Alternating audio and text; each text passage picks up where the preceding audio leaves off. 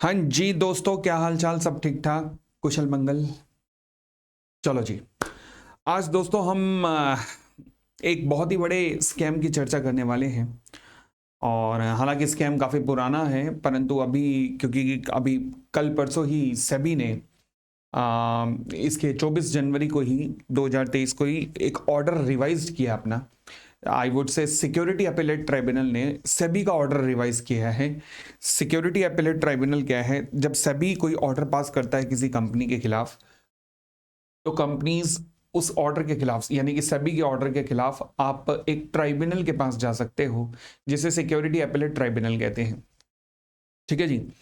तो security appellate tribunal ने अभी सेबी के ऑर्डर को रिवाइज किया है, तो इस वजह से ये स्कैम दोबारा से चर्चा में आया। स्कैम का नाम बड़ा इंटरेस्टिंग है, को लोकेशन स्कैम।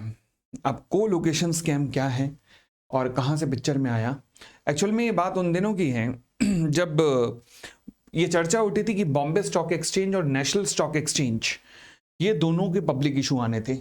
बीएससी का तो पब्लिक इशू आ गया था, परंतु नेशनल स्टॉक एक्सचेंज का जो पब्लिक इशू था, उसका सेबी ने मना कर दिया कि भैया आपका एक स्कैम चल रहा है।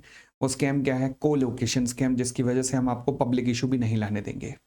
अब ये सारे स्कैम की जड़ें अगर हम उखाड़ना शुरू करें और हटाना शुरू करें, तो मुझे क्या पता लगता है? मुझे पता ये लगता है कि ये शुरुआत हुई थी सब कुछ इस नेशनल स्टॉक एक्सचेंज की एमडी चित्रा जी के थ्रू। अब हुआ क्या? ये चित्रा जी इन्फ्लुएंस्ड थी एक व्यक्ति से।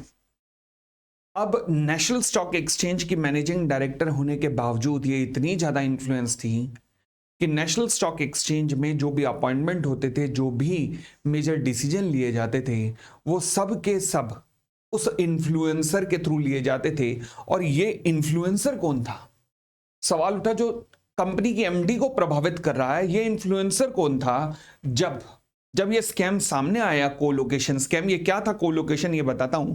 बट फिलहाल जब स्कैम सामने आया और चित्रा जी से पूछताछ की गई, तो इन्होंने कहा कि मैं सारे के सारे डिसीजन एक हिमालय के योगी हैं, एक हिमालय में बैठते हैं योगी, उनसे लेती हूं, उनसे पूछ के लेती हूं। अब भाई साहब, चाहे सेबी वाले ऑफिसर्स हो, चाहे सारे इन्वेस्टिगेटिंग एजेंसी हो, सब लगी पड़ी हैं कि सवाल उठा कि ये मिस्टीरियस योगी है कौन? ये कौन सा योगी है भाई साहब जो सारे डिसीजन दिलवा रहा है? और एनएससी की MD, national stock exchange, Hindustan की सबसे बड़ी स्टॉक एक्सचेंज की एमडी कुछ भी कर रही है तो डिसीजन किससे पूछ के ले रही है? वो योगी से।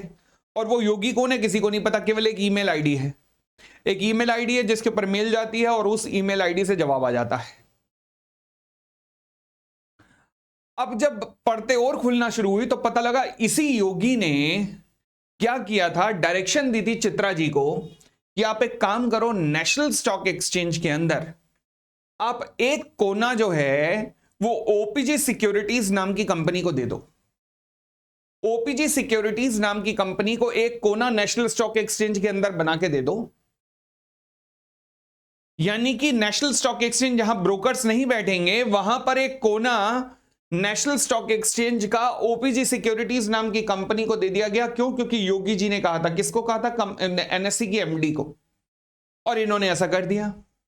अब क्या हुआ जी? ओपीजी सिक्योरिटीज का ऑफिस नेशनल स्टॉक एक्सचेंज में खुल गया।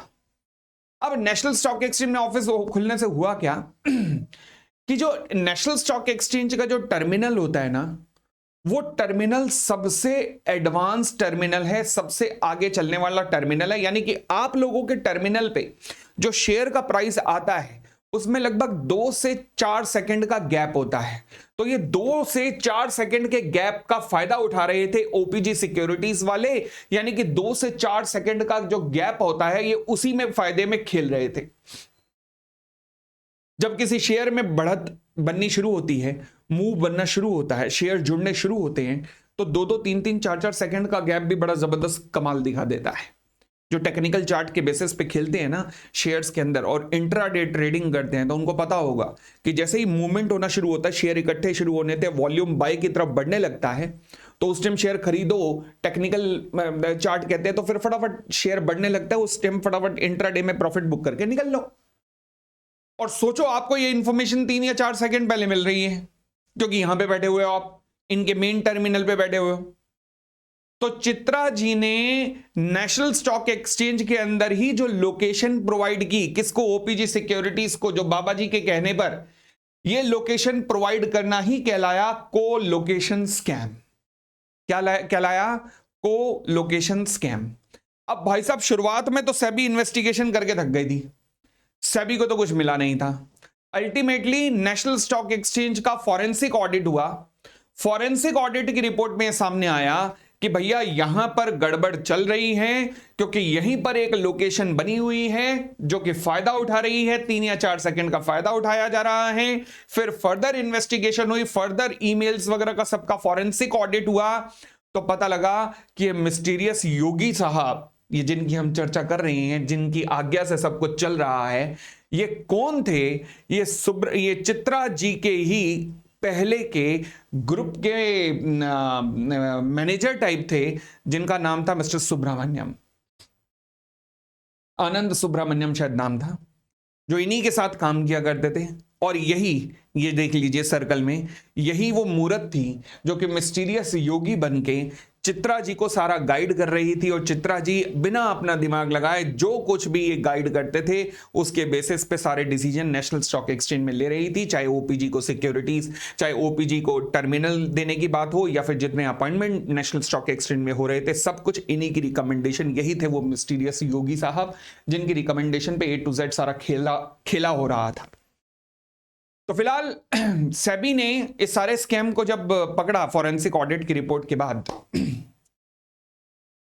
तो अल्टीमेटली 625 करोड़ रुपए की पेनल्टी नेशनल स्टॉक एक्सचेंज के ऊपर लगाई थी, और 25% ऑफ द टोटल स्कैम की पेनल्टी चित्रा जी के ऊपर भी लगाई थी। बट इस ऑर्डर को चैलेंज किया गया था सिक्योरिटी अपीलेट ट्राइब्यूनल में। तो सिक्योरिटी अपीलेट ट्राइब्यूनल ने सेबी के ऑर्डर को पलट दिया और कहा कि देखो ऐसा है, पूरे वाकया को अगर मैं ध्यान में रखूं तो नेशनल स्टॉक एक्सचेंज ने कोई इलीगल गेन कमाया नहीं, इलीगल गेन नहीं कमाया है। तो कुछ भी इलीगल गेन हुआ नहीं। गेन कमाया किसने? ओपीजी सिक्योरिटी ने, वो भी बहुत ज्यादा गेन नहीं कमाया। 3 या 4 सेकंड के गैप में बहुत ज्यादा गेन नहीं कमाया जा सकता। गेन कमाया होगा मगर बहुत ज्यादा गेन नहीं कमाया।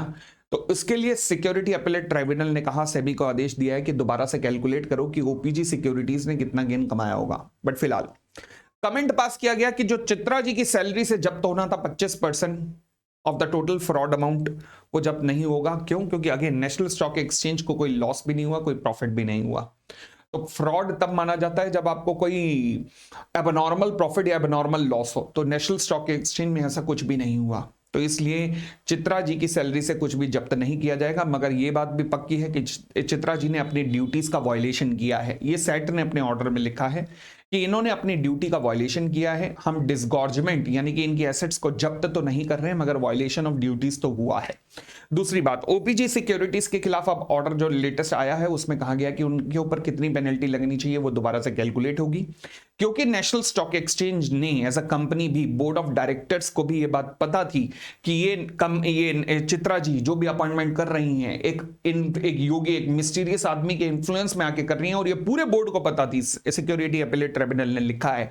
इसलिए नेग्लिजियंस के लिए नेशनल स्टॉक एक्सचेंज पे 625 करोड़ रुपए की जो पेनल्टी लगी थी उसे रिड्यूस करके 100 करोड़ रुपए कर दिया गया है। तो ये था पूरे का पूरा सिक्योरिटी अपीलेट ट्राइब्यूनल का डिसीजन, यानी कि सेबी ने जो 625 करोड़ रुपए की पेनल्टी स्टॉक एक्सचेंज पे लगाई उसे रिड्यूस करके 100 करोड़ कर दिया गया। चित्रा जी के बारे में कहा गया कि हाँ जी, इन्होंने ड्यूटियां अपनी ढंग से नहीं निभाई। इवन दो फ्रॉड की दोषी नहीं है तो इनके खिलाफ डिसगॉर्जमेंट ऑफ एसेट्स नहीं होगा। ओपीजी सिक्योरिटीज जिसने कि ये को लोकेशन वहां शुरू की थी, ओपीजी सिक्योरिटीज के खिलाफ जो पेनल्टी का अमाउंट है वो दोबारा से डिटरमाइन किया जाएगा। तो ये पूरे का पूरा को लोकेशन स्कैम ये था, और इस तरीके की अब पेनल्टी सिक्योरिटी अपीलेट ट्राइब्यूनल के द्वारा लगाई गई हैं। ठीक है दोस्तों, तो हमारी इस सीरीज के अंदर हम ऐसे ही स्कैम्स की चर्चा करते रहते हैं, ऐसे ही घटनाओं की चर्चा करते रहते हैं। अब आज 26 जनवरी 2023 है, और आने वाले सैटरडे को हमारा एक बहुत ही अगेन ऐसा ही एक इवेंट है जहां हम शेयर ऑफ द वीक की चर्चा करेंगे। उस शेयर के बारे में अभी मैं थोड़ा सस्पेंस रख के चल रहा हूं, वो मैं आपको इंस्टाग्राम पे मेरे इंस्टाग्राम को जो फॉलो करते हैं, तो वहाँ अपने इंस्टाग्राम पे मैं आपको क्ल्यू दूंगा, आप लोग क्ल्यू पकड़ने की कोशिश करना, और यूट्यूब के ऊपर भी मैं क्ल्यू दूंगा। हो सके तो मैं देखता हूँ कि कितना क्ल्यू पकड़ पाओगे। मैं कंपनी के बारे में क्ल्यू दूंगा, उस पहेली को पकड़ना, और पहेली दूंगा मैं कल, मतलब आज थर्सडे है तो कल यानी कि फ्राइडे को पहेली दूंगा, और सैटरडे को उस पहेली के ऊपर से रहस्य उठाऊंगा कि वो शेयर ऑफ द वीक कौन सा है। ठीक है जी, thank you, thanks a lot, bye bye, take care. और जिन्होंने भी यूट्यूब चैनल को लाइक नहीं किया है, और अगर आपको ये क्लिपिंग्स अच्छी लग रही हैं तो प्लीज़ यूट्यूब चैनल को लाइक कर दीजिएगा, और हो सके तो इसे शेयर भी कर दीजिएगा। Thank you, thanks a lot, bye bye, take care, खुश रहिए।